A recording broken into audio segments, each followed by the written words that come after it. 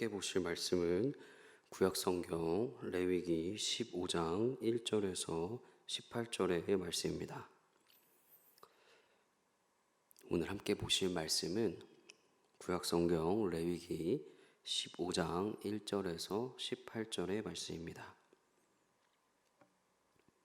함께 읽겠습니다. 시작. 여호와께서 모세와 아론에게 말씀하여 이르시되 이스라엘 자손에게 말하여 이르라. 누구든지 그의 몸에 유출병이 있으면 그 유출병으로 말미암아 부정한 자라.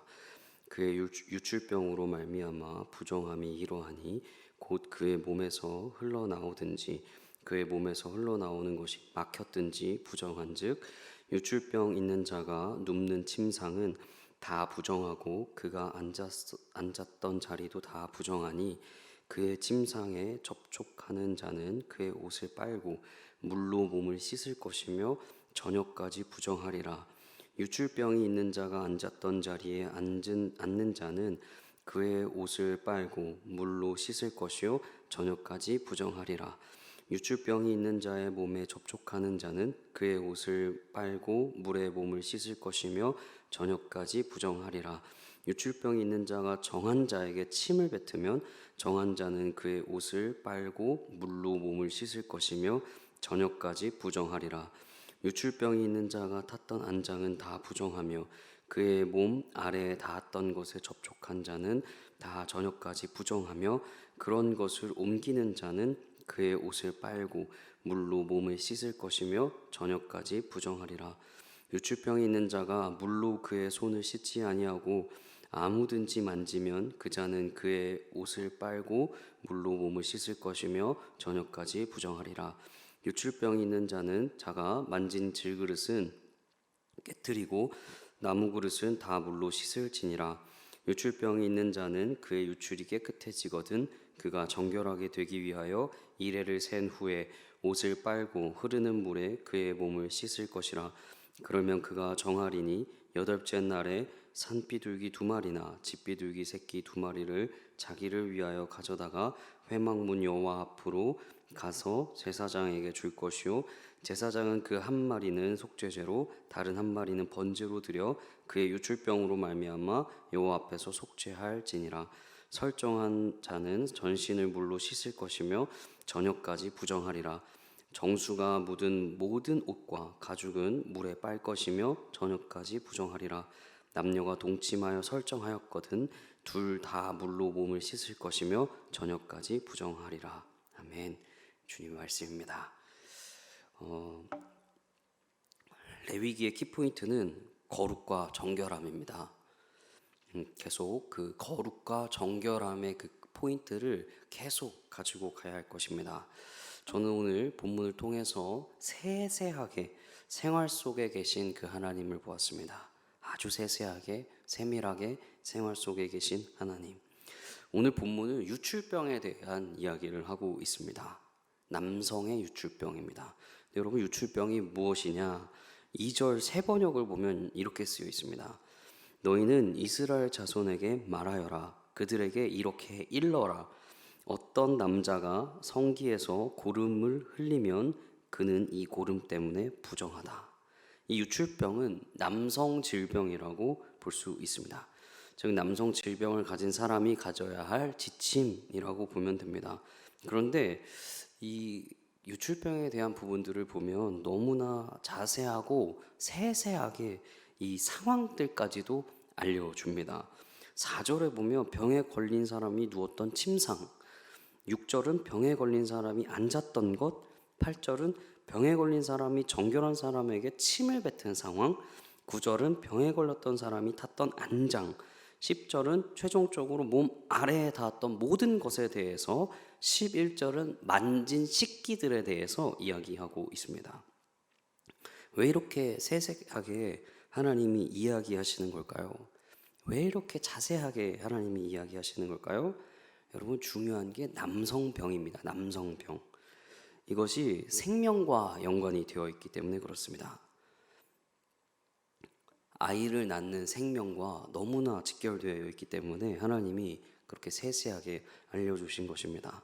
하나님은 남성의 성적 기능까지도 세세하게 살피셨고 그래서 병에 걸리게 된다면 어떻게 해야 하는지, 그리고 정결하기를, 병에 낫기를 원하는 마음에서 하나님은 이 남성병에 대해서 세세하게, 아주 세밀하게 알려주시는 것입니다.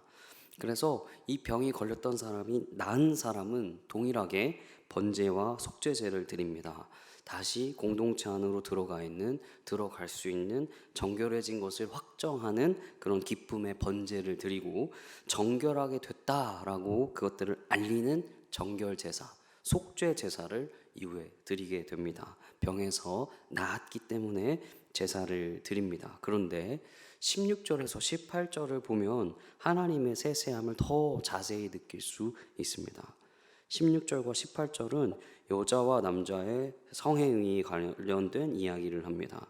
그런데 중요한 것은 여기서는 부정하여 물로 씻고 옷을 빨기까지만 합니다. 제사를 드리지 않는 겁니다. 이것은 자연스러운 인간과 인간의 사랑의 행위 혹은 사랑의 표현이기 때문에 그렇습니다. 그리고 생명과 직결되어 있기 때문에 그렇습니다. 하나님은 아주 세세하게 생명과 관련된 우리의 삶에 관심을 가지고 계시다는 것을 알려주십니다. 하나님은 굉장히 세세하게 알려줍니다. 생활 속에서 정결하게 삶을 살기 원하는 그 하나님의 마음을 알 수 있습니다. 여러분, 우리 삶에 동일한 것 같습니다. 하나님 우리와 함께 하셔서 우리의 삶에 세세하게 관심 있어 하십니다. 근데 어쩌면 시대가 변화가 문화가 변함에 따라 이런 어떤 성적인 부분들이 굉장히 타락해 있는 것들을 봅니다. 하나님은 가정을 굉장히 중요하게 생각하셨습니다. 그런데 이 가정의 타락 혹은 남성이나 여성이나 성적인 타락들이 굉장히 빨라지고 있음을 볼 수 있습니다. 또한 청소년기에 첫 성행위 혹은 첫 성경험, 우리나라의 12.8세라고 합니다. 지금 우리의 삶이 정결하지 못한 것 투성이인 것 같습니다. 성적인 타락, 성적인 부정함, 정말 하나님이 부정하게 생각하는 것들입니다. 그러므로 우리는 정결함으로 나아가야 합니다. 우리의 삶 가운데 정함으로 나아가야 합니다. 하나님은 우리의 삶 가운데 생명이 시작되는 그 일에 굉장히 세세하게 하나님이 관심 있어 하고 계십니다. 혹은 우리 삶에 정결하지 못한 것들이 있습니까? 우리 삶에 부정한 것이 있습니까? 레위인들이 정결함으로 나올 수 있는 방법은 제사였습니다. 지금 우리는 그것이 예배일 수 있으며 회개하고 자복하는 마음으로 하나님과 기도하고 소통할 수 있습니다. 무엇 때문입니까? 예수 그리스도의 십자가의 보혈 때문입니다. 우리 삶 가운데 하나님은 세세하게 바라보고 계십니다. 얼마나 부정한지, 얼마나 잘못되었는지, 얼마나 죄인인지를 바라보려고 하시는 게 아니라 세세하게 그 가운데 알려주고 계십니다. 그렇게 하면 안 되는 것들을 알려주고 계시고, 그 타락과 죄와 아픈 것들을 어떻게 하면 치유해 주실까를 알려주고 계신 것입니다.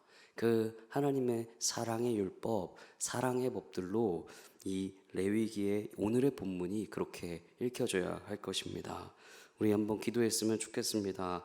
하나님, 우리의 삶에 부정한 것들 하나님 용서하여 주십시오. 성적인 타락들 하나님 용서하여 주십시오. 두 번째로는 하나님, 우리의 삶을 세세하게 바라보시고 알려주시는 그 하나님을 더 경험하게 해주십시오. 그 주님을 더 경험할 수 있게 하여 주십시오. 우리 이렇게 기도하도록 하겠습니다. 기도하겠습니다.